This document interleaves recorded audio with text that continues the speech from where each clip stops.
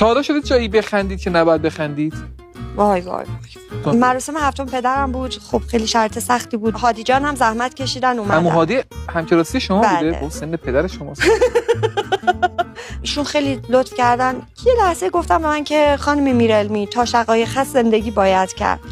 من نمیدونم چرا خندم گرفت.